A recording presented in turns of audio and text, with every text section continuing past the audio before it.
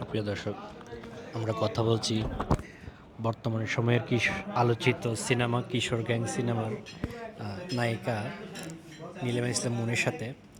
তার কাছ থেকে আমরা কিছু প্রশ্ন করব।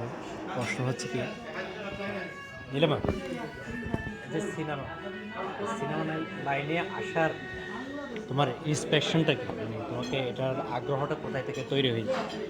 বুঝি নাই আসলে। সিনেমাতে আসার আগ্রহ কোথা থেকে তৈরি হয়েছে? আমার আসলে অভিনয় করা হচ্ছে আমার একটা শখ বলতে পারেন। এখন আমি অভিনয় করতেছি, এটা হচ্ছে আমার শখ, আমার ভালো লাগা, আমার ভালো লাগে বিধায় আমি অভিনয় করছি। সিনেমায় তো প্রত্যেকের হচ্ছে কি একটা আইকনিক পার্সন থাকে, তোমার আইকনিক পার্সনটা কি? আচ্ছা, আমার আইকনিক পার্সন হচ্ছে শাবনূর আপু, আমি তাকে সবসময় ফলো করি।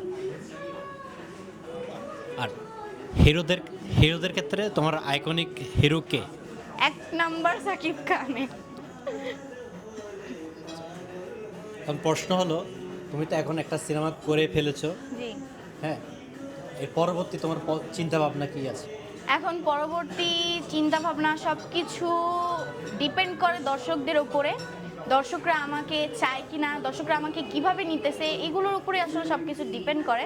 তবে আমি যদি কোনো ভালো মুভির অফার পাই অবশ্যই করবো না কেন। থ্যাংক ইউ, তোমাকে আমাকে সময় দেওয়ার জন্য ধন্যবাদ। জি, আল্লাহ হাফেজ।